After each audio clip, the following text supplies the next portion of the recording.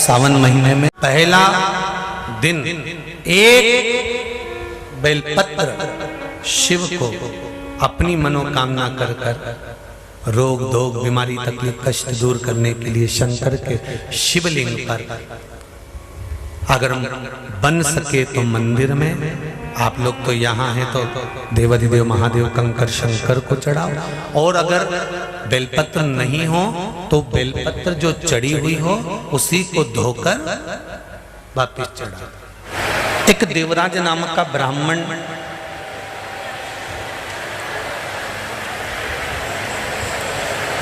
जिसने जिंदगी भर कोई अच्छा कार्य नहीं करा, पर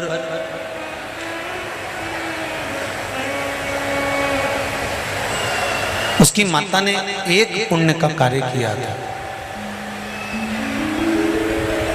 शिव महापुराण का यह महत्तम वर्णन करता है कि देवराज की माता प्रतिदिन शिवजी के मंदिर जाती थी और एक लोटा जल समर्पित करती थी।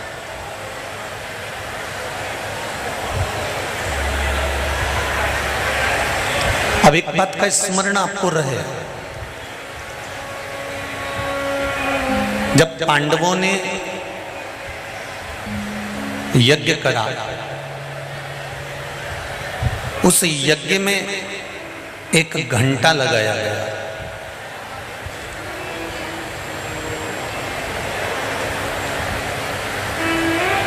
पहले के यज्ञ का एक नियम था कि यज्ञ में घंटा लगता था, और जब यज्ञ की पूर्णाहुति होती थी तो वो घंटा अपने आप बज जाता था। उसको बजाया नहीं जाता था, उसको बजाने की जरूरत नहीं पड़ती थी, वो घंटा अपने आप बज जाता था।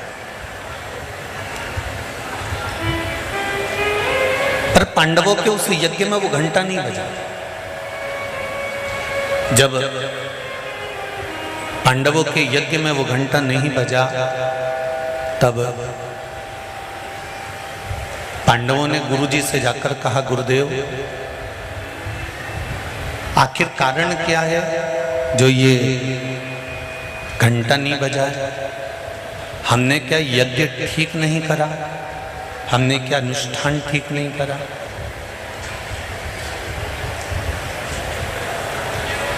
कभी कभी ऐसा हो जाता है।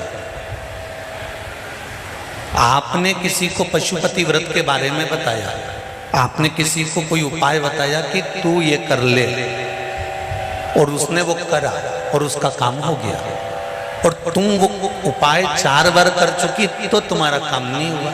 कभी कभी होता है ऐसा, ऐसा नहीं है कि नहीं होता। उसका कारण क्या होता है? मन में विश्वास की जागरूकता,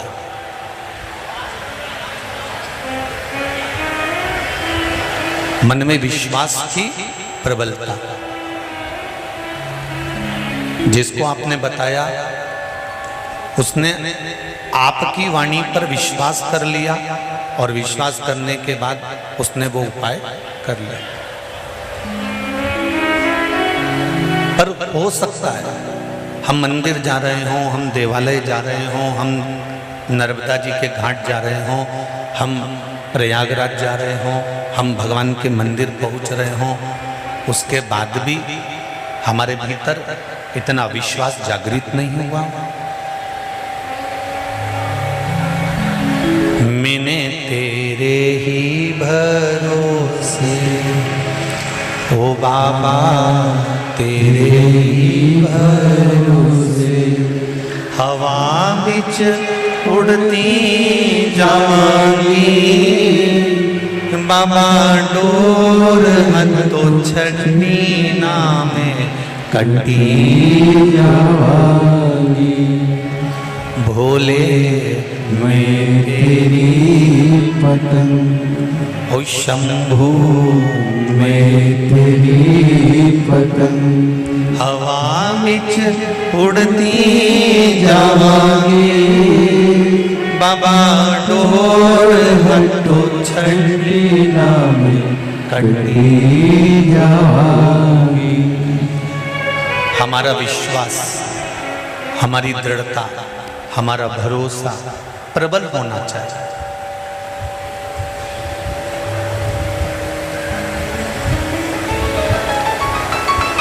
शिव महापुराण में आप भीड़ बढ़ाने के लिए कभी मत जाना, और हम तो आपके भी हाथ जोड़े, जरूरी नहीं है कि तुम भीड़ बढ़ाओ।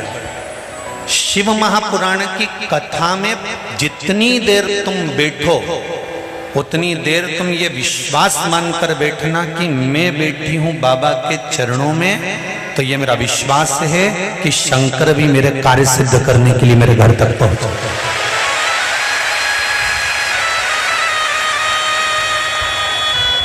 दिखावा करने की जरूरत नहीं है बाबा देवाधिदेव महादेव की कथा में। बहुत सरल भाषा में आओ। वैसे भी बारिश चल रही है, अच्छी अच्छी साड़ियां सब घर में रहने दो, जो पानी में बेकार हो भी जाए नहीं, बस ऐसी ही पहन के आ जाना, ठीक है? क्यों? शंकर भगवान कहते हैं मेरे पास में दिखावे की जरूरत नहीं है। अगर तुझे आना है तो विश्वास लेकर आना, और जैसी है ना, ये भगवान कहते हैं ना, सावन के महीने में इतनी जल वृष्टि क्यों होती है?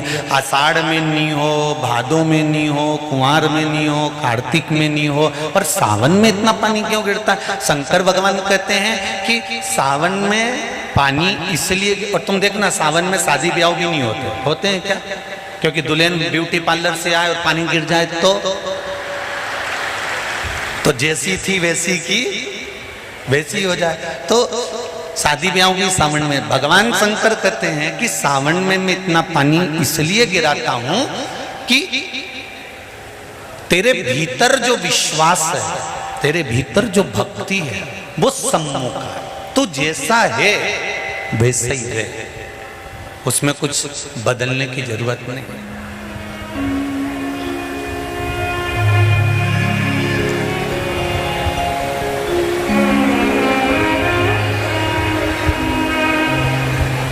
हम बहुत सारा चंदन लगा लें, माला वाला पहन लें, और शंकर जी के बहुत बड़े भगत बन के बैठ जाएं, तो भगवान शंकर कहते हैं ऐसे भगत बनने से कुछ नहीं होगा।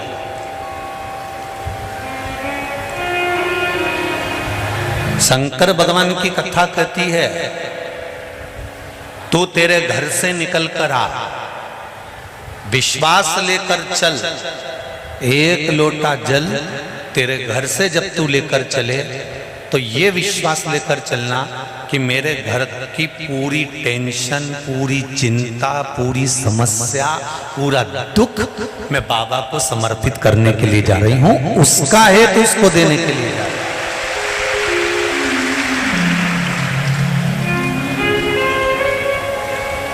और कितनी भी अच्छी पड़ोसन होना, मंदिर में अपना दुख उस पड़ोसन को कभी मत सुनाना। कितना बड़ा भी करोड़पति तुम्हारे साथ मंदिर में बैठा हो और तुम्हारे पास में पर्स में अगर पैसा नहीं है, तुम्हारे पास में कोई रुपया नहीं है, तो तुम अपनी पड़ोसन से मांगकर 1 रुपया भी मंदिर में मत चढ़ा।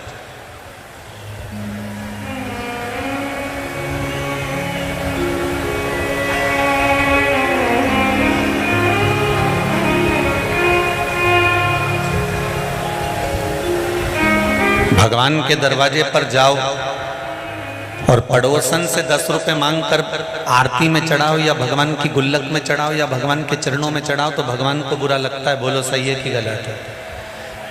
सास तुम्हारे साथ है और तुम पड़ोसन से कह रहे हो काकी जी अचार कैसे डालते हैं, तो सास को बुरा नहीं लगेगा कि मैं घर में बैठी हूं, तुम मुझसे तो पूछ कि अचार कैसे डालते हैं। मेरे हाथ का अचार तो पूरे मोहल्ले के लोग खाते हैं और तू पड़ोसन से पूछ रही, तो ये सास का अपमान है।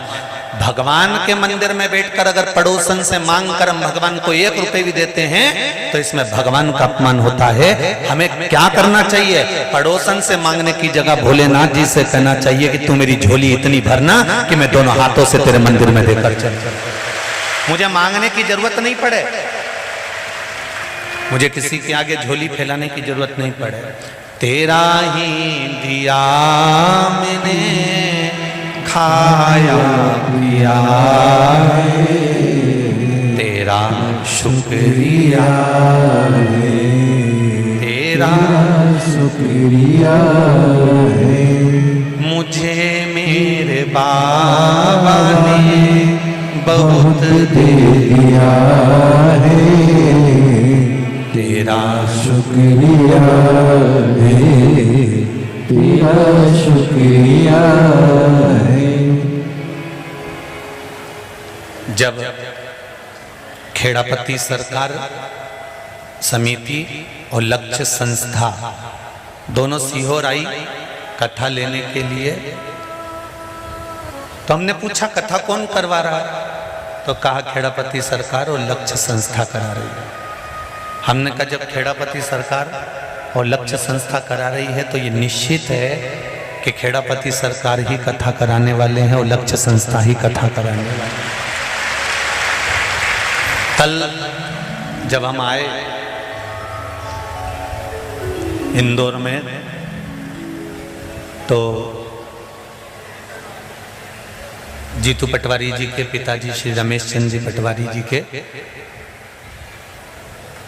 घर पहुंचे। हम जीतू पटवारी जी का घर नहीं बोलेंगे, हम श्री रमेश चंद्र जी पटवारी जी का घर बोलेंगे कि माँ बाप जब तक बैठे हैं सब कुछ उनका है। तो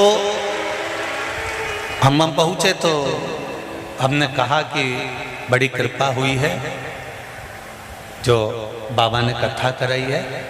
तो श्री रमेश जी कहते हैं पटवारी साहब कि गुरुजी ये तो महाकाल राजा की और खेड़पति सरकार की करुणा 70 वर्षीय है जो इस क्षेत्र में कथा का आयोजन हो रहा है। ये कथा किसी एक की नहीं है, ये कथा किसी एक व्यक्ति की नहीं है, ये कथा आप सबकी है और आपके विश्वास की है। इसलिए श्रावण के महीने में शंकर भगवान खुद इस शिव महापुराण को लेकर यहाँ पधारे। किसी एक के बस का नहीं है।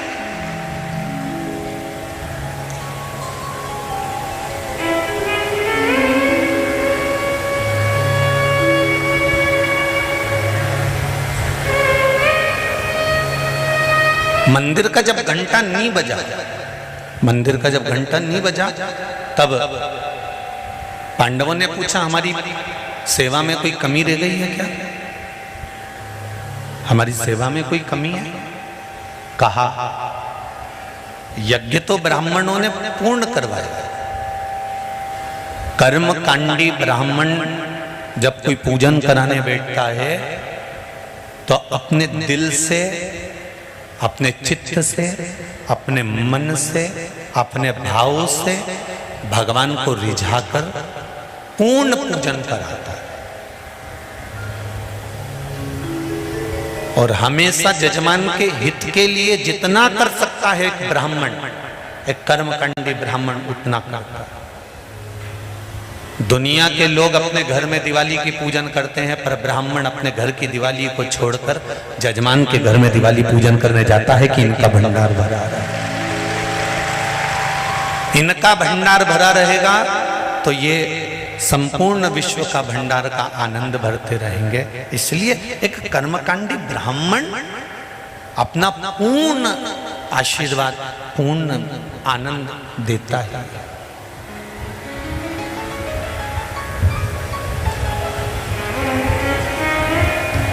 महाराज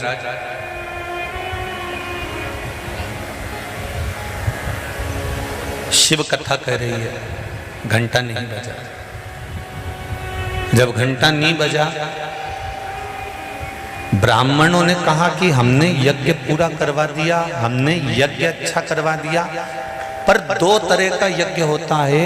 एक यज्ञ में सांकल्य दी जाती है, दूसरे यज्ञ में जो तुमने पूरे नगर में डोंडी पिटवाई की भंडारा भंडारा भंडारा भंडारा, और कोई भोजन करने से वंचित रह जाए,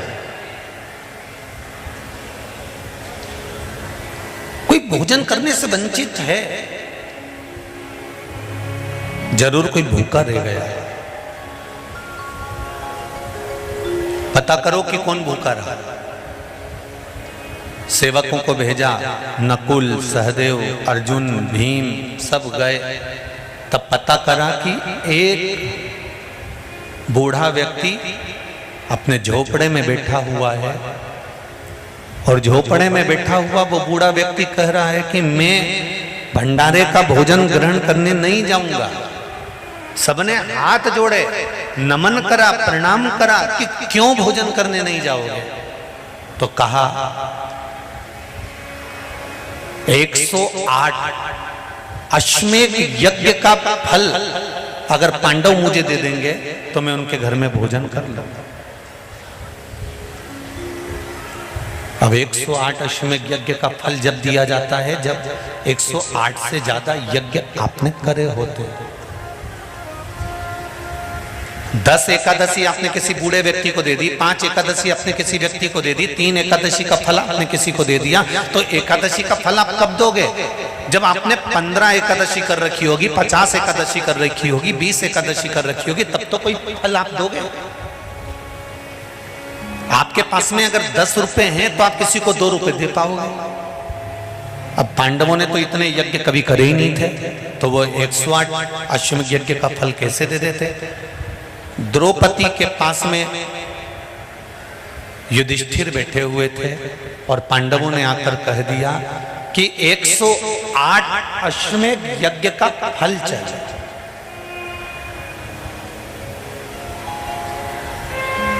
एक 108 अश्वमेध यज्ञ का यदि फल मिलेगा तब वो बूढ़ा व्यक्ति भोजन करने के लिए आया। कहा, द्रौपदी बोली हमने तो इतने यज्ञ नहीं करे, पर चलो मैं उस संत को मनाने के लिए चलती हूं। द्रौपदी के लिए पादुका लाई गई, द्रौपदी ने पादुका नहीं पहनी। द्रौपदी के लिए रथ लाया गया, द्रौपदी ने रथ पर नहीं बैठी। पैदल द्रौपदी उस संत के दरवाजे पर पहुंची और बाबा से कहा, बाबा आप हमारे यहाँ चलकर भोजन करिए। बाबा कहते हैं 108 अश्वमेध यज्ञ का पुण्य दो, तब मैं तुम्हारे घर में भोजन करूंगा। द्रौपदी कहती है मैं 108 अश्वमेध यज्ञ का पुण्य देती हूँ। बाबा ने कहा, द्रौपदी तेरे पतियों ने तो इतने यज्ञ नहीं करे, तूने इतने यज्ञ कब कर लिए? द्रौपदी कहती है, बाबा हमारे शास्त्र कहते हैं, हमारा धर्म कहता है, हमारे वेद और पुराण कहते हैं, जितने कदम चलकर हम भगवान के मंदिर पहुंचते हैं, जितने कदम चलकर हम संत के दरवाजे पहुंचते हैं, जितने कदम चलकर हम शिव महापुराण की कथा तक पहुंचते हैं, उतने अश्वमेध यज्ञ हम अपनी जिंदगी के कर लेते हैं।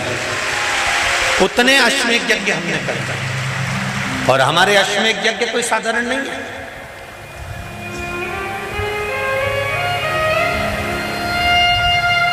आपके दरवाजे पर आते आते हमारे इतने अश्वमेध यज्ञ हो गए, उसमें से हम आपको 108 दे देते। संत ने पुण्य लिया और संत चल दिए भोजन करने के लिए और मंदिर का घंटा बज गया।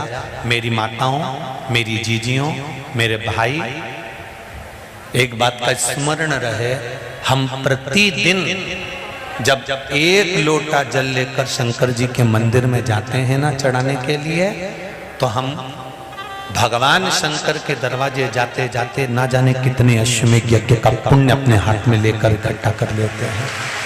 ना जाने कितना पुण्य, ना जाने कितना आनंद हम वो अश्वमेध यज्ञ का इकट्ठा कर लेते हैं। इसलिए कहते हैं सारी समस्या का हल, जरा जम के बोलो, 1 लोटा। पर सावन के महीने में 1 लोटा नहीं, कितने? 2 लोटा जा, दोनों हाथ से डलना चाहिए और बाबा से अपने दिल की बात कहना चाहिए। बाबा से दिल का भाव, मैंने तेरे ही भरोसे, ओ बाबा तेरे ही भरोसे, हवा बिच उड़ती जावांगी, बाबा डोर हटो छड़ी नाम कटी जावांगी। बाबा मैंने तेरे भरोसे पर ये सब कर्म किया, इसलिए कहते हैं जब तक जिंदगी है, जब तक जीवन है, जब तक मनुष्य का शरीर है, भगवान के दरवाजे पर जाते रहो। जीते जी भगवान के द्वार जाओ। अपन जीते जी अगर भगवान के दरवाजे नहीं जा पाते, उसका दरवाजा तक हमने नहीं देखा, उसकी चौखट तक हमने नहीं देखी, दुनिया के लोगों ने हंसी उड़ा दी। बताओ मंदिर जाने से कुछ होता? लोटा भर के पानी चढ़ाने से कुछ होता? नहीं होता। तो ये पत्र हम क्या करते? ये देखो एक पत्र आया, ध्यान दे।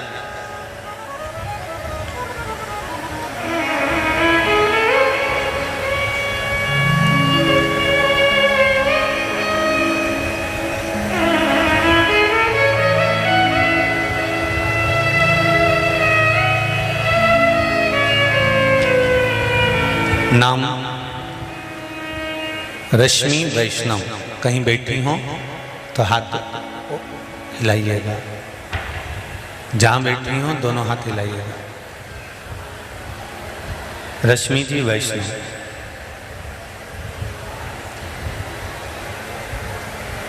एक तो तुम इतने सारे तो आए हो रहे हैं, दिख भी नहीं रहे हो कहीं। अच्छा उधर बैठी हैं क्या?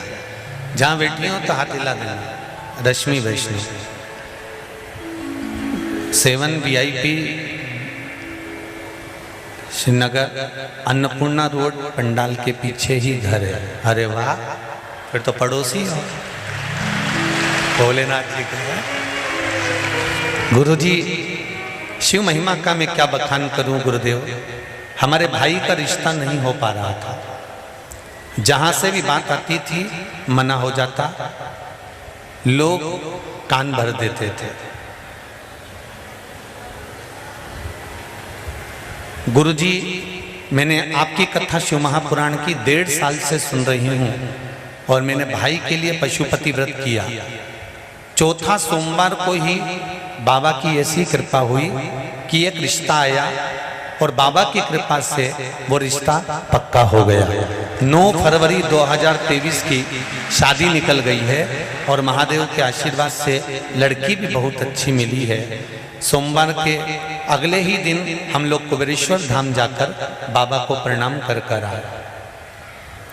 दूसरा पत्र है राधा वैष्णव, दरीसा माइंस राजस्थान से। कहीं बैठी हो तो हाथ हिलाइएगा। गुरुजी यही व्रत हमने भी अपनी मामी जी को बताया और मामा जी को नौकरी से निकाल दिया था कारणवश, और उन्होंने भी पशुपति व्रत किया। चौथा सोमवार को ही मामा जी को फोन आ गया और नौकरी लग गई। बाबा के बताए हुए 1 लोटा जल से वही पानी हमने घर के सब लोगों को दिया। गुरुजी मम्मी की शुगर अच्छी हो गई है, पापा का पैर और भाई को हार्ट हृदय में तकलीफ थी, वो भी बाबा की कृपा से सारे ब्लॉकेज हट गए। ये शिव है। कोई कहे कि शिव क्या देता है, हम कहते हैं एक बार तुम दिल देकर देखो, फिर वो क्या नहीं दे देता है ये उसके ऊपर। आप दिल तो दो।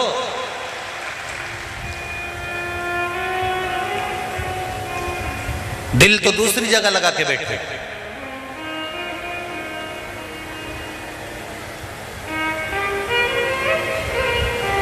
संसार के लोगों को दिल दोगे ना तो रात को 8 बजे से लेकर रात को 1 बजे तक बात करना पड़ेगा। बोलो सही है कि गलत है? जब तक नेट खत्म नहीं हो जाए। और परमात्मा को अगर दिल दिया है तो तुलसीदास जी लिखते हैं आदि में पुनी। एक क्षण भी हमने अगर हमारे भोलेनाथ को दिया है तो निश्चित है मेरा शंभू मेरा शंकर तुम्हारे दुख की घड़ी में हर पल तुम्हारे सामने खड़ा मिलेगा। हर पल हर क्षण हर समय।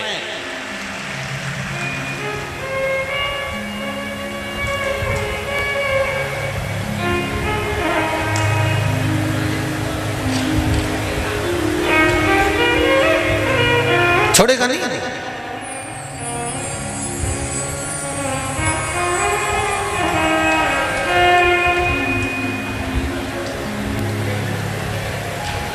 महाराज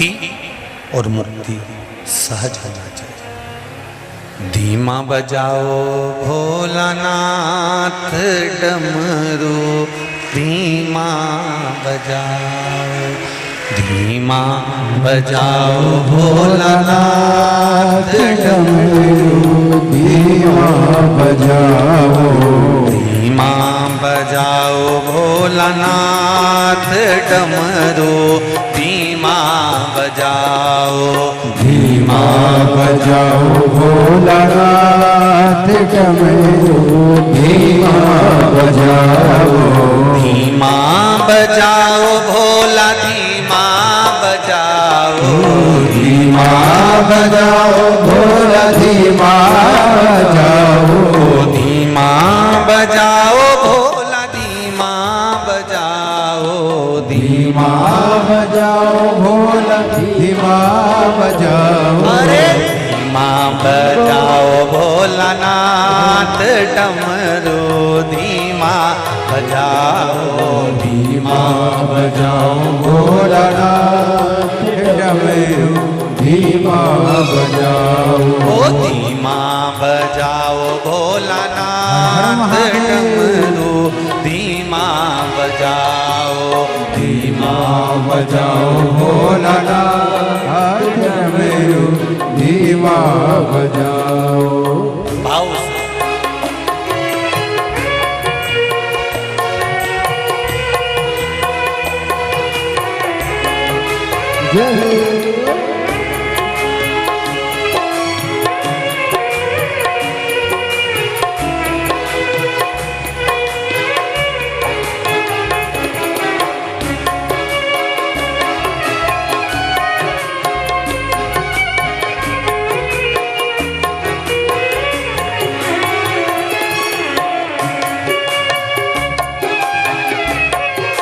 हर हर महादेव।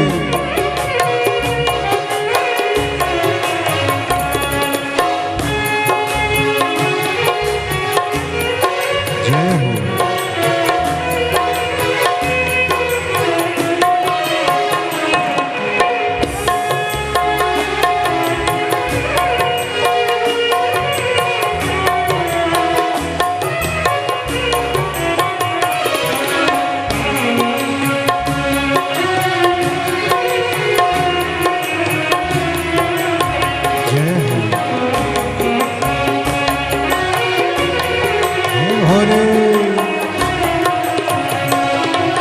डमरू की धुन सुन के विष्णु जी आए, डमरू की धुन सुन के विष्णु जी आए, डमरू की धुन सुन के विष्णु जी आए, डमरू की धुन सुन के विष्णु जी आए, विष्णु जी आए संग लक्ष्मी को लाए, विष्णु जी आए संग लक्ष्मी को लाए, विष्णु जी आए संग लक्ष्मी को लाए, विष्णु जी आए संग लक्ष्मी को लाए। अरे धीमा बजाओ भोलानाथ डमरू, धीमा बजाओ, धीमा बजाओ भोलानाथ डमरू, धीमा बजाओ, अरे धीमा बजाओ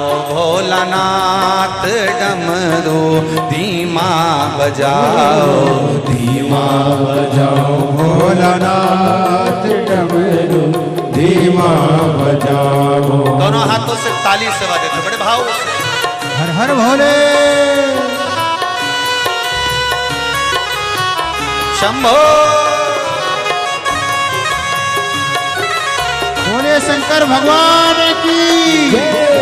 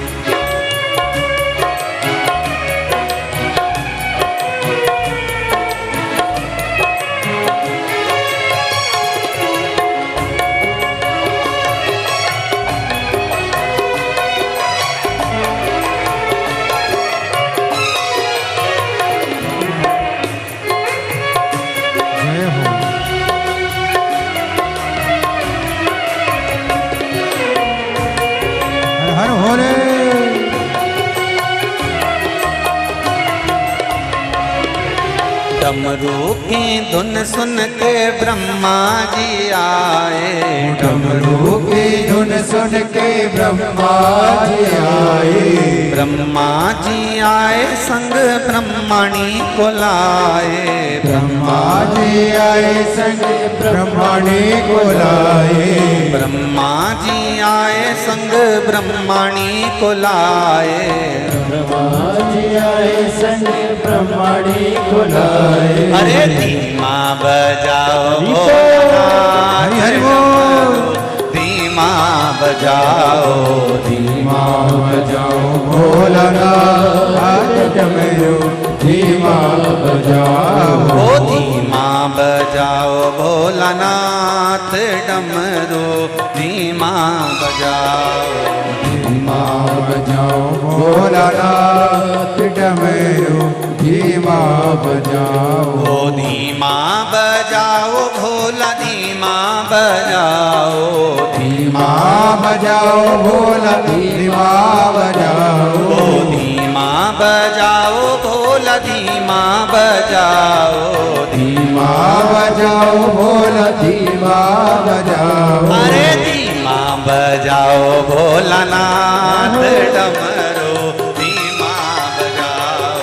धीमा बजाओ भोलानाथ डमरू धीमा बजाओ। जय हो।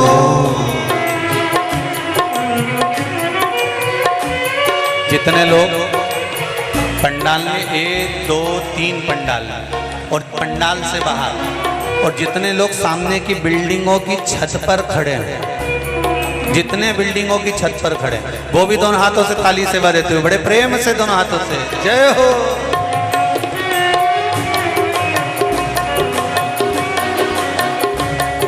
हर हर भोले भोले हर हर भोले।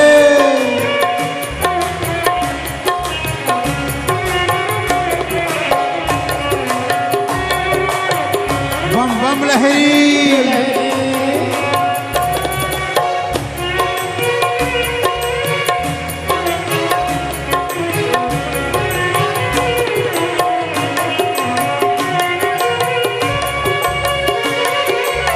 जय हो हे शंभो।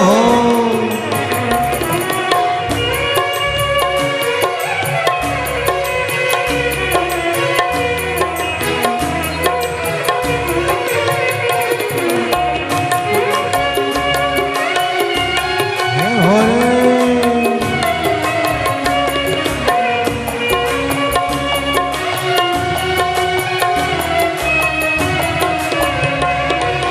डमरू की धुन सुन के राम जी आए। डमरू की धुन सुन के राम जी आए। ओ राम जी आए संग सीता को लाए। राम जी आए संग सीता को लाए। राम जी आए संग सीता को लाए। राम जी आए संग सीता को लाए। अरे धीमा बजाओ भोलानाथ डमरू धीमा बजाओ। धीमा बजाओ भोलानाथ डमरू धीमा बजाओ। अरे धीमा बजाओ भोलानाथ डमरू धीमा बजाओ। धीमा बजाओ भोलानाथ डमरू धीमा बजाओ। अरे धीमा बजाओ भोला धीमा बजाओ। धीमा बजाओ भोला धीमा बजाओ। धीमा बजाओ भोला धीमा बजाओ। धीमा बजाओ भोला धीमा बजाओ। अरे धीमा बजाओ भोलानाथ डमरू धीमा बजाओ। धीमा बजाओ भोलानाथ डमरू धीमा बजाओ। अरे धीमा बजाओ भोलानाथ डमरू धीमा बजाओ। धीमा बजाओ भोलानाथ डमरू धीमा बजाओ। डमरू धीमा बजाओ। डमरू धीमा बजाओ। डमरू धीमा बजाओ। डमरू धीमा ढोल धीमा बजाओ डमरू धीमा बजाओ ढोल धीमा बजाओ डमरू धीमा बजाओ ढोल धीमा बजाओ डमरू धीमा बजाओ ढोल धीमा हर हर महादेव। भगवान शिव ओगड़धानी त्रिकालदर्शी कैलाशी अविनाशी देवाधिदेव महादेव की कथा करे महाराज। भक्ति और मुक्ति ये दोनों एक दूसरे के लिए समर्पण का भाव रखते हैं। देखिए सावन के महीने में कथा सुन रहे हो और देवाधिदेव महादेव की पावन शिव महापुराण के सामने सुन रहे हो और वो भी इधर ओंकारेश्वर उधर महाकालेश्वर बीच में बैठ के कथा सुन रहे हो। दिल से शिव महापुराण के मूल मंत्र का जाप करेंगे और बाबा से निवेदन करेंगे अपने दिल की बात। इस मंत्र को शिव महापुराण के मूल मंत्र को बोलने के बाद बाबा से जरूर कहें श्री शिवाय नमस्तुभ्यं श्री शिवाय नमस्तुभ्यं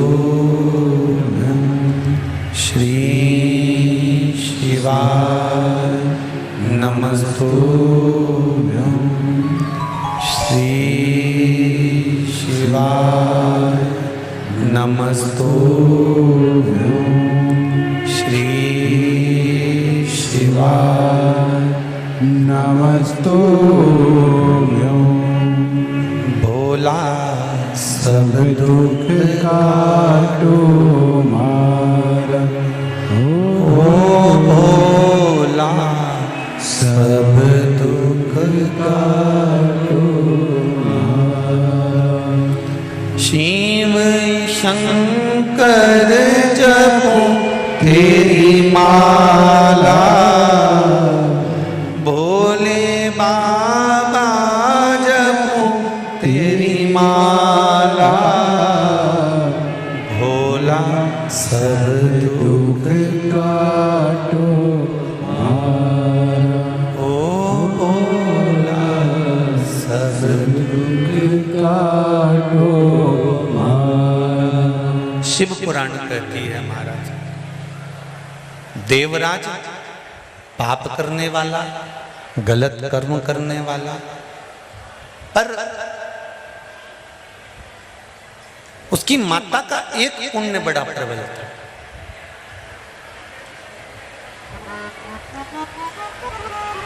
फिर कहेंगे बच्चों को कार दिलाओ मना नहीं है पर बच्चों को पहले संस्कार दिलाओ। कार दिलाओगे तो बच्चे बेचकर खा जाएंगे और बच्चों को अगर अच्छे संस्कार आ गए तो कारों की लाइन लगा देंगे, ये निश्चित है। देवराज की माता शिव मंदिर में जाती थी और एक लोटा जल समर्पित करती थी। उसका नियम था, उसका भाव था, नियम था। और वो एक लोटा जल कब काम आया? जिस समय पर देवराज के तन पर बुखार आया, शरीर तपने लगा, चोरी का सामान ले जाकर शंकर जी के मंदिर में रखकर चुपचाप ठंड लग रही थी तो दुबक कर बैठ गए।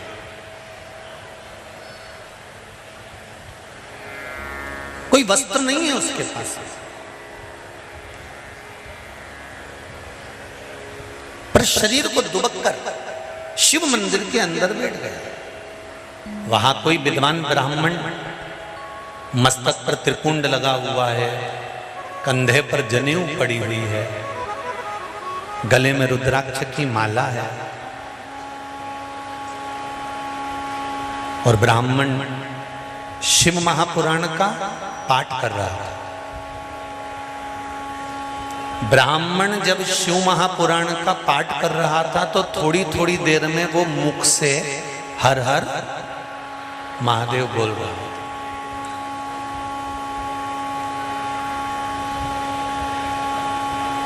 देखिए, महादेव, भोला, हर हर महादेव। बहुत ध्यान देना थोड़ा सा। श्रावण शिवरात्रि शिव महापुराण की कथा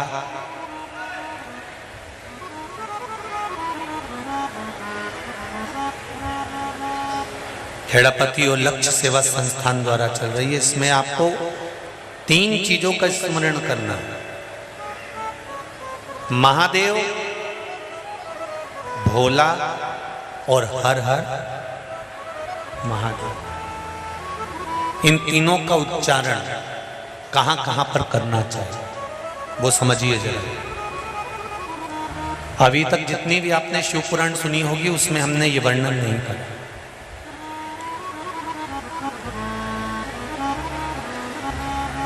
चाहें तो आप पुरानी शिव पुराण यूट्यूब पे डली हुई आप निकाल कर सुनना, उसमें हमने ये वर्णन नहीं करा। पर श्रावण महीने की शिवरात्रि शिव महापुराण की कथा यहाँ चल रही है, उसमें 3 चीजों का वर्णन बड़ा विशेष आया है। महादेव, जम के बोलो पहले, महादेव। दूसरा नंबर पर है भोला, जिसको कहते भोला शंकर। तीसरे नंबर पर है हर हर। इन 3 उच्चारण को व्यक्ति को, वैसे तो आप कभी भी महादेव बोलो, हर हर महादेव बोलो, भोला शंकर बोलो, मना नहीं है, पर इन 3 उच्चारणों को कहीं कहीं बहुत जरूरी में ले लेना चाहिए। पहला, जब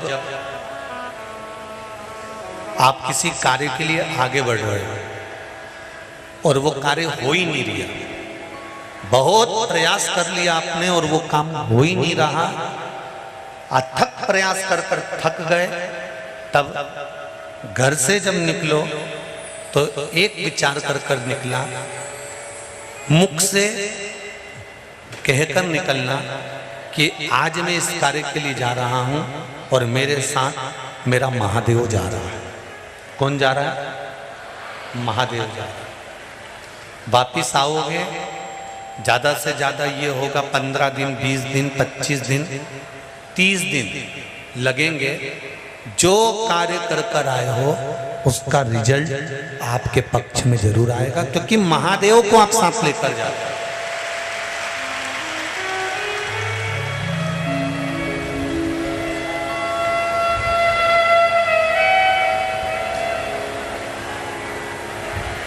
अगर हमने किसी की निंदा कर दी है, हमने किसी की निंदा श्रवण कर ली है, हमारे मुख से हमने अपशब्द कह दिया, हमारे मुख से हमने किसी को ताना दे दिया, हमारे मुख से हमने किसी को गाली दे दिया, हमारे मुख से हमने किसी को आड़ा टेढ़ा बोल दिया, तो दिन भर में कम से कम 3 बार या तो गंगा जी का स्मरण कर लेना चाहिए, हर हर गंगे, या फिर नर्मदे हर, और अगर ये भी नहीं कर सकते तो हर हर महादेव।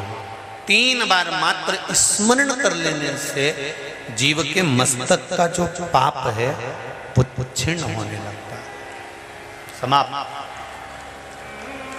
तीसरे नंबर पर है भोले शंकर।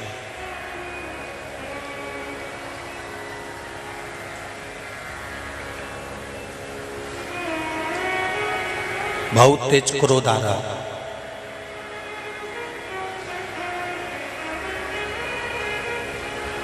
दो निर्णय पर आप बैठे हुए हो। एक मन कर रहा है इस लड़के से शादी करूं कि इस लड़के से शादी करें, इस लड़की से ब्याह करें कि इस लड़की से ब्याह करें, किराने की दुकान डालें कि जनरल स्टोर डालें, इस जगह पर नौकरी करूं कि इस जगह पर नौकरी करूं। उस समय पर जब 2 नाव सामने खड़ी है और एक नाव पर सवार होना है, उस समय पर एक बेलपत्र लेकर, भोले शंकर का नाम लेकर, एक बेलपत्र लेकर भोले शंकर का नाम लेकर बेलपत्र के पेड़ के नीचे ही रखकर निर्णय ले लिया करो, वो निर्णय तुम्हारा सफल होगा, कभी भी निष्फल नहीं। एक बेलपत्र का बल कितना प्रबल है, स्कंद पुराण भी कहती है कि बेलपत्र का एक पत्ता, मात्र केवल एक बेलपत्र का पत्ता हमारे जीवन में सुख प्रकट कर देता है। एक पत्र आया, देखिए,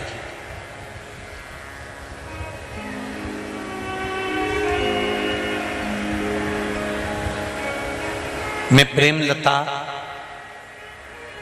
बोरवाल इंदौर से, कहीं बैठी हूं तो अपने दोनों हाथ हिला सकते हैं।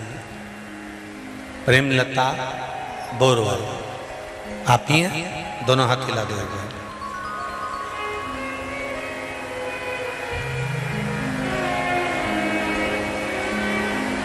हाँ दीदी दिख गए। हर हर महादेव। मैं प्रेमलता बोरवाल इंदौर द्वारकापुरी में निवास करती हूँ गुरुजी।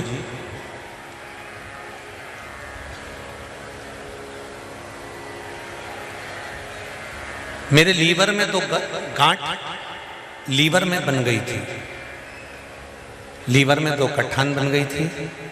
पैर से कमर तक में बहुत दर्द था, मैं खड़ी भी नहीं रह पाती थी।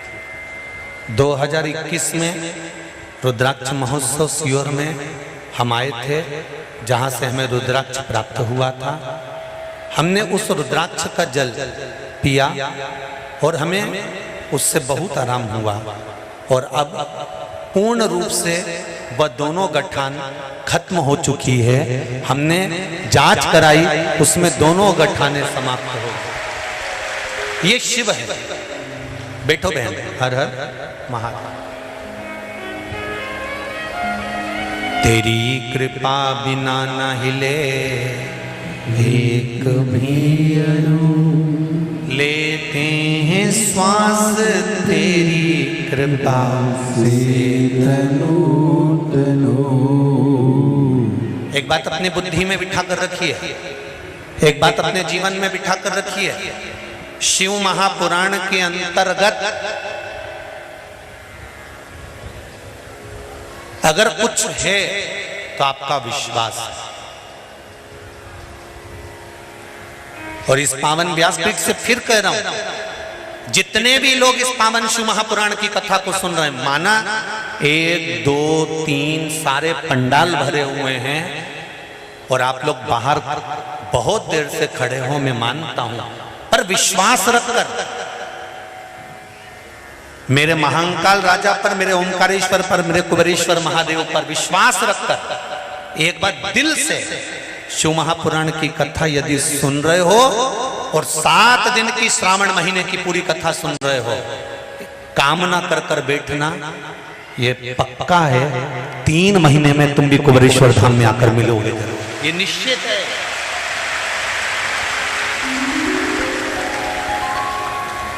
पर विश्वास के साथ में कथा सुनना, दृढ़ता के साथ में सुनना, आपके भरोसे के साथ सुनो, वो मिलेगा। कौन क्या बोल रहा है, पड़ोसन क्या बात कर रही है, पड़ोसन कितनी देर से उठा बैठक कर रही है, कहीं जा रही कहीं आ रही, हमें उससे मतलब नहीं। हम तो शंकर को पाने के लिए आए, हम शंकर का कथा सुनने के लिए आए, हम शंकर का स्मरण करने के लिए आए। इतनी दूर दूर से 10 रुपये 20 रुपये 50 रुपये ऑटो का, गाड़ी का, डीजल का खर्च कर कर इतनी संख्या में आप लोग आकर बैठे हो, तो बाबा आपको खाली तो नहीं भेजेगा, कुछ ना कुछ देकर जरूर भेजेगा, ये निश्चित है। बस दिल लगाना उससे एक बार अगर दिल लग गया ना, फिर कहीं नहीं भटकना पड़ेगा। हम पहले भी कथा में बोले, आज फिर बोलते हैं, अगर किसी से दिल लगा लेते हैं ना, तो आधा खर्चा तो वही उठाता है। ये तो केवल फोन करके बोल देती है मेरा बैलेंस खत्म हो गया। बापड़ा के पास कहीं नहीं, वो के पास कुछ भी नहीं, कहीं से भी लाएगा पर बैलेंस डलवाए। 3 दिन से सोच रही मेरी घड़ी का सेल खराब हो गया। घड़ी का सेल काय को चिंता करे, मैं दूसरी ला दूंगा।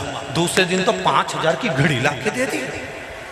सोचो, दिल लगाया एक साधारण से व्यक्ति से तो उसने खर्च उठाना चालू कर दिया, और दिल लगा लिया मेरे महादेव से तो पूरे परिवार की व्यवस्था उसने कर दी। एक बार लगाओ तो उससे, उस परमात्मा से दिल तो लगाओ। जिस दिन हमने उससे लगा लिया फिर भटकना छूट जाए। फिर क्यों भटकेगा मनुष्य?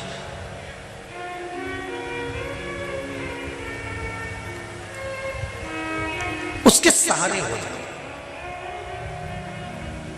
भोलेनाथ दया करना,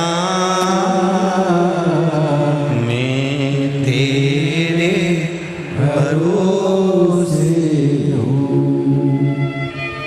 मेरे बाबा दया करना, मैं तेरे भरोसे हूँ। जैसे प्रतिदिन अगर बेलपत्र खाओगे शंकर जी के मंदिर की तो मुख में जीवान छार छार हो जाती है। बोलो सही है कि गलत है? प्रतिदिन बेलपत्र खाओगे शंकर मंदिर की तो मुख में कई बार छाले भी पड़ जाते हैं। सत्य है कि गलत है? शिव महापुराण की कथा कहती है अति सर्वस्व वर्जते। आपको अगर बेलपत्र खाना है हफ्ते में 2 खाओ, हफ्ते में 3 खाओ।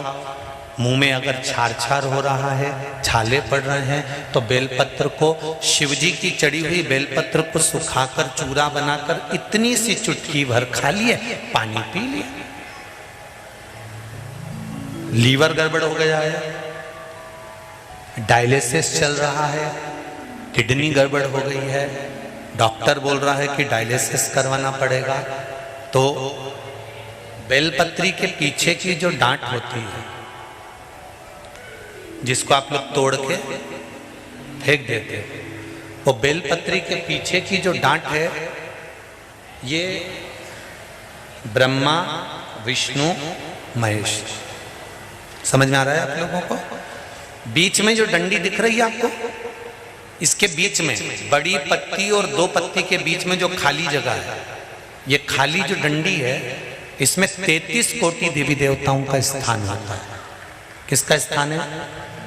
33 कोटि देवी देवताओं का।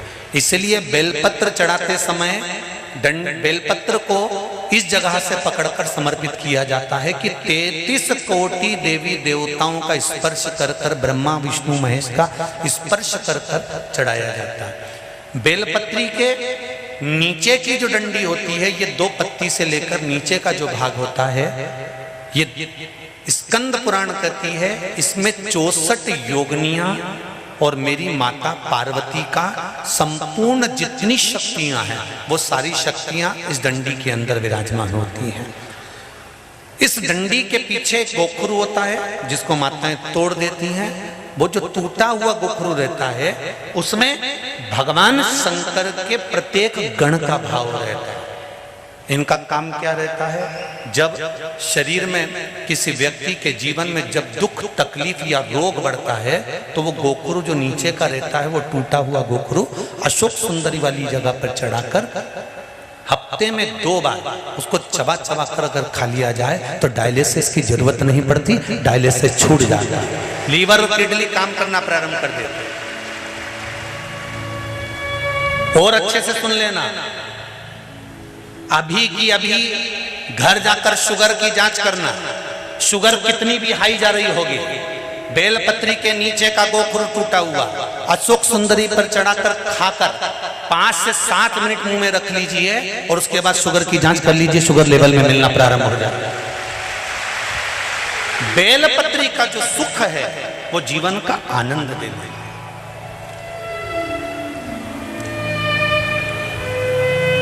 साधारण नहीं है बेलपत्र।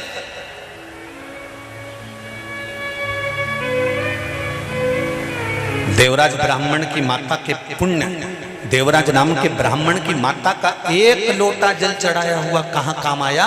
जब देवराज के शरीर में ताप पड़ा, देवराज बीमार पड़ गया, शंकर जी के मंदिर में चोरी का सामान लेकर बैठ गया। चोरी के सामान को लेकर शिव मंदिर में देवराज बैठ तो गया, चोरी के सामान को लेकर देवराज बैठ गया।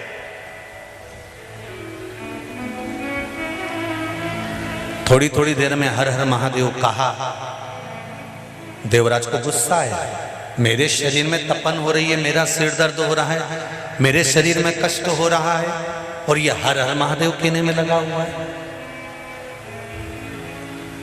हम कई बार कहते हैं, जितने लोग आस्था चैनल पर कथा सुन रहे हैं, जितने लोग फेसबुक यूट्यूब पर कथा सुन रहे हैं, उनसे निवेदन है अपनी टीवी का वॉल्यूम तेज कर कर सुना करो। कहा गुरुजी उससे क्या होगा? हम कहते हैं घर का व्यक्ति अगर कथा नहीं भी सुन रहा है, उसकी श्रवण शक्ति में शिव महापुराण का एक शब्द भी चला गया ना, तो उसकी जिंदगी में कभी ना कभी तो काम आ ही जाएगा, कभी ना कभी काम आ जाएगा। जब घर में पैसे की कमी आती है, जब घर में धन की कमी आती है, पैसा नहीं रहता है, सारा की सारा पैसा कहीं चले जाता है, तब मेरी घर की जो माताएं होती हैं ना, पति इनके पास जाकर अगर धीरे से कह दे, छोरा धीरे से कह दे, माँ बहुत घाटा लग गया है, पैसा नहीं है, तो माँ तुरंत कहती है काय को घबराए छोरा, काय घबराए।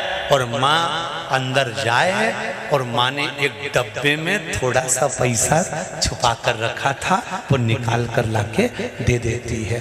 वो माँ, वो पिता अपने बच्चों को दुखी नहीं देख सकते, माता पिता अपने बच्चों को दुखी नहीं देख सकते। उसी तरह तुम्हारा किया गया भजन, तुम्हारा किया गया कीर्तन, अगर वॉल्यूम तेज कर कर भी तुम शिव महापुराण की कथा सुन रहे हो, तो तुम्हारे कानों में अगर कुछ चले गया है, तो याद रखना तुम्हारी श्रवण शक्ति में अगर थोड़ी सी भी शिव महापुराण की कथा चली गई है, जहां तक इस शिव महापुराण की आवाज जा रही है, वहां तक अगर शंकर की कथा तुम्हारे कानों तक जा रही है, तुम भले शंकर को मानो मत मानो, तुम शिव के मंदिर जाओ मत जाओ, तुम नर्मदा जी नहाओ मत नहाओ, तुम शंकर के मंदिर में जाके एक लोटा पानी चढ़ाओ मत चढ़ाओ, पर तुम्हारे कानों में अगर शिव महापुराण की कथा का एक शब्द भी पहुंच गया है, तो ये शब्द जब जैसे पैसा खत्म हो जाता है तो मां निकाल कर दे देती है। तुम्हारी सुनी हुई कथा जिस दिन तुम्हारे जीवन में दुख सामने आकर खड़ा हो जाएगा, उस दिन माता पिता देवाधिदेव महादेव और माता पार्वती तुम्हारे जीवन का सुख प्रदान कर। तुमने श्रवण करा ना करा, तुमने लिया ना लिया, तुमने ग्रहण करा ना करा,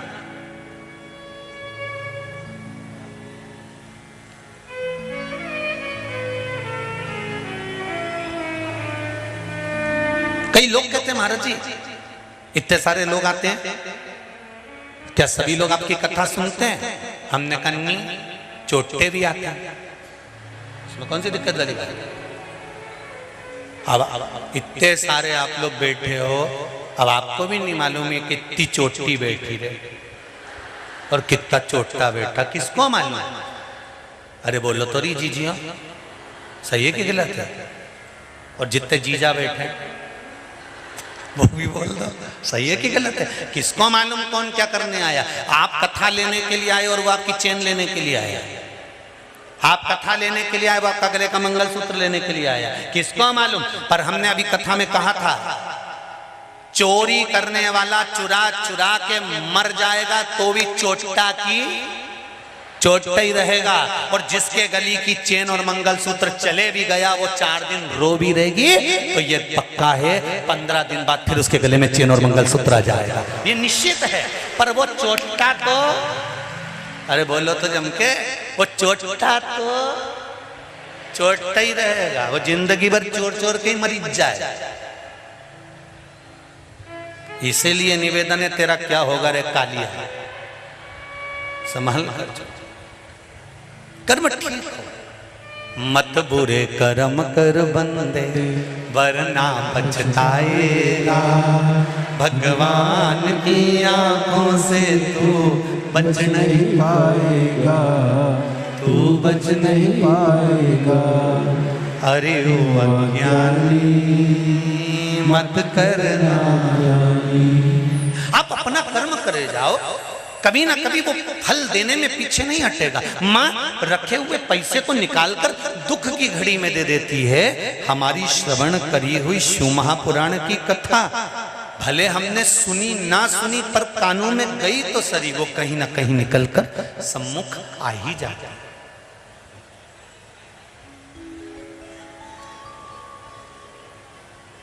देवराज बाहर निकला मंदिर से, प्राण छूट रहे। उसको नहीं मालूम कि बेलपत्री के पेड़ के नीचे मेरे प्राण छूट रहे। सनातन धर्म में, सनातन धर्म के अंदर एक एक व्यक्ति को मालूम होगा कि जब मुर्दे को लेकर जाते हैं, राम नाम सत्य कहते कहते कहते कहते मुर्दे को जब लेकर जाते हैं तो एक जगह मुर्दे को उतारना पड़ता है। बोलो सही है कि गलत है? एक जगह पे मुर्दे को नीचे उतारना पड़ता है और वहां उतारने के बाद थोड़ी देर बैठ जाते हैं। उसको कहते हैं विश्राम स्थल। मुर्दे को जहां रखा जाता, अर्थी को जहां रखा जाता, विश्राम कराया, फिर वापस उठाया, शमशान में लेके चले गए, चिता बनाई, आग लगाई। उस विश्राम स्थल को क्यों बनाया जाता था? वो विश्राम स्थल कब से बनना चालू हुआ? शिव महापुराण की कथा कहती है देवराज मंदिर से बाहर निकला, बेलपत्री के पेड़ के नीचे बैठा था और उसको प्राण छूट गए। उसका ताप बढ़ गया, शरीर में रोग बढ़ गया, प्राण छूटने का समय आ गया। बेलपत्री के वृक्ष की छांव में देवराज के प्राण छूटे, इसलिए उसको यमराज बंदी बनाने के लिए नहीं आए। देवाधिदेव महादेव ने अपने गणों को भेजा, शंकर खुद उसको लेने। ये हमारे सनातन धर्म की नींव है। ये हमारे सनातन धर्म का एक भाव है कि मुर्दे को लेकर जाते हैं, अर्थी को लेकर जाते हैं, तो एक जगह उतारते कहां थे? जहां पर बेलपत्री के पेड़ की छांव होती थी, अर्थी को वहां पर रख दिया जाता था। थोड़ी देर बैठ जाते थे। क्यों? क्योंकि अर्थी के ऊपर जो मुर्दा बंधा हुआ है उस पर बेलपत्री के वृक्ष की जब छांव पड़ती है तो उस जीव को ना तो पिंडदान की जरूरत होती है, ना तर्पण की जरूरत होती है, उसकी मुक्ति तो वहीं से हो जाती है। पिंड और तर्पण की जरूरत भी नहीं पड़ती, उसकी मुक्ति सहज हो जाती है। मात्र बेलपत्री के वृक्ष की छांव पड़ जाने पर उसकी मुक्ति सहज है।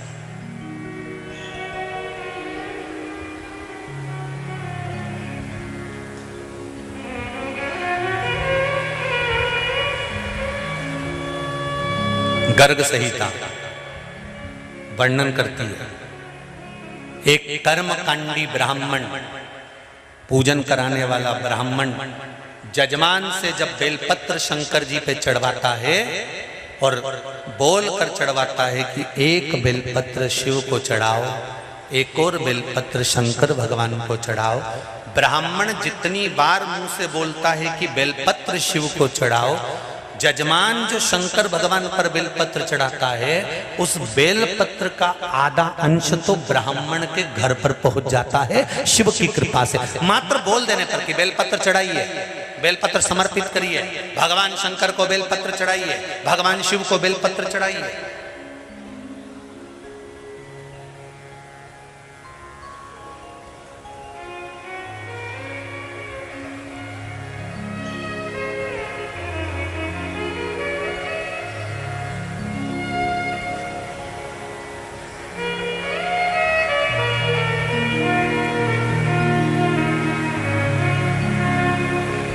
कृपा का फल। एक काम आप भी करो, अभी सावन का महीना चल रहा है, शंकर जी के मंदिर में बहुत सारी बेलपत्र चढ़ रही होगी। चढ़े हुए निर्माल्य को ब्राह्मण देवता मंदिर से उठाकर विसर्जन में रख देते हैं। आप फ्री होकर जाओ, निर्माल्य में से सारी बेलपत्र उठाकर ले आओ, धोकर सुखाकर रख लो, उसका चूरा बनाकर रख लो। जब जब जीवन में अगर किसी को जरूरत पड़े कि शुगर और बीपी गड़बड़ हो रहा है, शंकर जी पे चढ़ी हुई बेलपत्र का वो चूरा आप किसी को भी गिफ्ट करना प्रारंभ कर दीजिए, उसके जीवन में स्वास्थ्य ठीक होना प्रारंभ हो जाएगा। थोड़ा सा तो हमको करना पड़ेगा, क्योंकि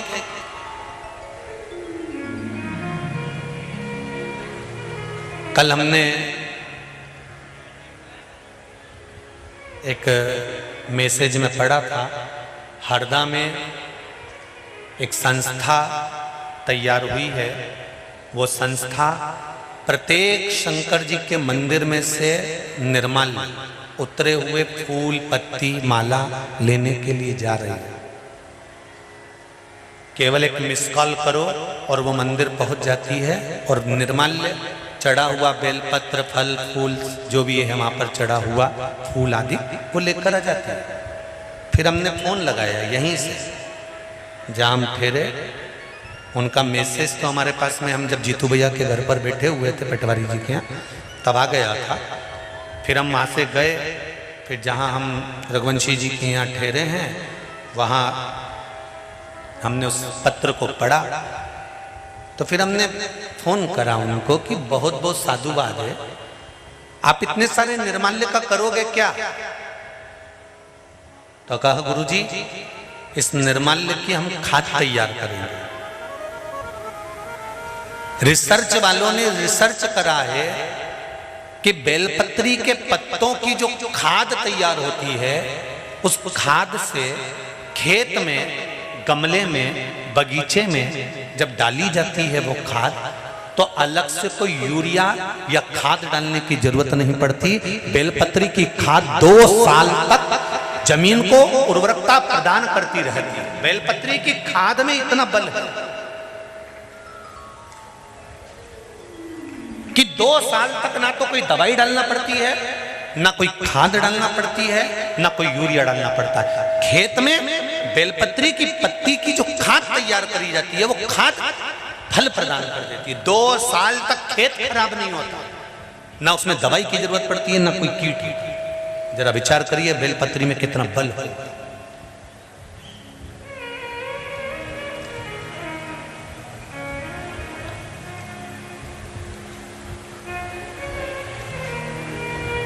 अब हम थोड़ा सा करें, शिव मंदिर में जाना, देवराज ब्राह्मण के प्राण बेलपत्री के पेड़ के नीचे छूट रहे हैं, प्राण छूटे देवराज के और शंकर भगवान उसको नंदी पर बिठा कर लेकर जा रहा है। जरा विचार करना, दिन भर चोरी करता था, दिन भर कपट करता था, दिन भर बेईमानी करता था, दिन भर प्रपंच करता था, दिन भर गलत काम करता था, उसके बाद भी उसके प्राण लेने के लिए कोई दूसरा नहीं आया। मेरा देव अधिदेव महादेव आया, नंदी पर बिठाया और लेकर चल दिया। देवराज के मन में ये बात खल गई। देवराज ने पूछ लिया, मैं पापी हूं, मैंने चोरी करी है, मैंने लोगों का धन चुराया, उनकी आंख में आंसू आए, मेरे कारण किसी का दिल दुखा है, मेरे कारण किसी का हृदय दुखा है।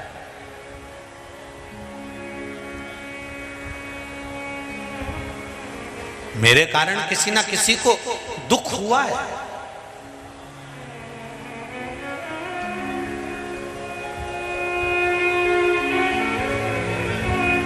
मेरे कारण किसी ना किसी को तकलीफ हुई है। तो देवराज कहते हैं कि जब मेरे कारण किसी को दुख हुआ तो मैं शंकर भगवान के धाम कैसे जा सकता हूं? अरे भाई, जो जीते जी भगवान के मंदिर चले जाता है, जो जीते जी शिवालय चले जाता है, जो जीते जी शंकर भगवान के मंदिर में चले जाता है, जब तक भगवान के पट खुले हैं आप शंकर के मंदिर जाते रहो। जब तक भगवान का द्वार खुला है आप भगवान के द्वार जाते रहो।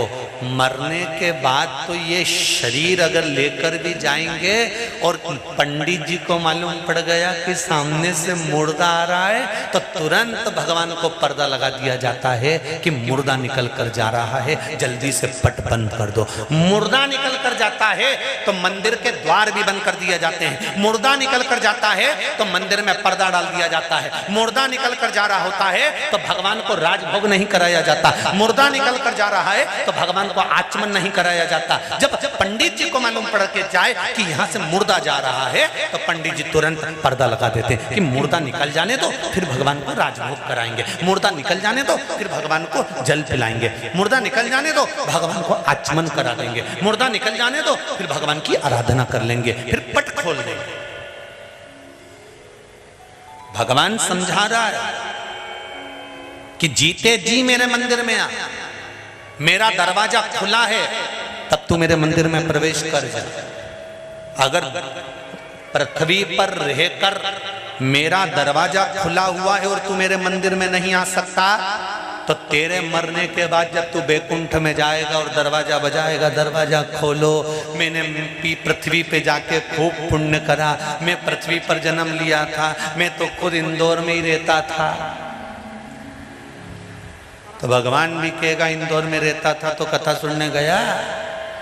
सावन का महीना में नहीं गया। क्यों नहीं गया?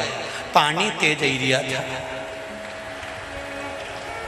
अच्छा, तो भगवान ने कहा मैंने शरीर मिट्टी का बनाया था कि पानी की बूंद डले और तू गलीज जाए? नहीं। तो फिर क्यों नहीं गया? भुट्टा का भजिया बना के खाई लिया।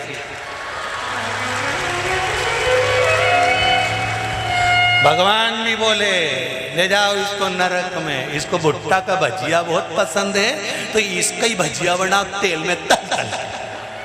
फिर मिर्ची जैसा भजिया बनाया, बेसन में डाल डाल के कड़ाव में तला। 2 क्षण निकालकर भगवान की कथा में नहीं गया, 2 क्षण निकालकर भगवान के मंदिर नहीं गया। सारी दुनिया के लोग एक लोटा पानी चढ़ाने शंकर के मंदिर जाते रहे, ये दुकान पर बैठा बैठा हंसता रहा, इनको ढोंग समझता रहा, प्रपंच समझता रहा, इनको देख देख कर हंसता रहा। अरे ये तो सब पागल हो गए रे सियोर वाला के चक्कर में, वो तो पगला मिला और इनको भी पगली बना दिया। बता, इसके ऊपर हंसता रहा, इनको ढोंग समझता रहा, प्रपंच समझता रहा। जब देखो जब कमेंट्स पर कमेंट्स करता रहा, जब देखो जब आड़ा टेढ़ा बोलता रहा, तो शंकर भगवान भी बोले कि इसको भी ले जाके कहीं नरक में पटक दो।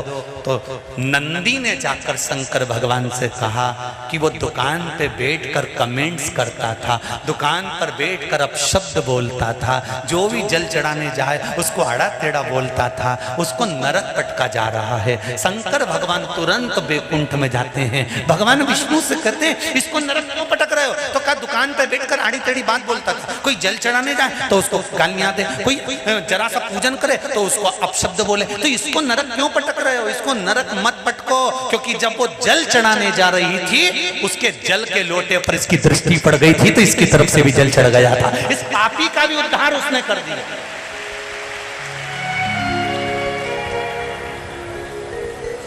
इस पापी से पापी जीव का भी उद्धार उसने कर दिया। फिर कथा पर ध्यान देना, उज्जैन नगर के ऋण मुक्तेश्वर मंदिर के दरवाजे पर लिखा हुआ है, दीवाल पर लिखा हुआ है, सारी पुराण 7 पीढ़ी तारती है, पर उज्जैन के ऋण मुक्तेश्वर मंदिर की दीवार पर लिखा है शिव महापुराण 71 पीढ़ी को तारती है। एक पीढ़ी तारने वाली नहीं है शिव महापुराण की कथा। आप कथा सुनकर जिस गाड़ी से जाओगे, आप कथा सुनकर जिस रास्ते से जाओगे, आप कथा सुनकर जहां से निकल कर जाओगे, वो कथा का रसतत्व तुम्हारे शरीर में बना रहेगा।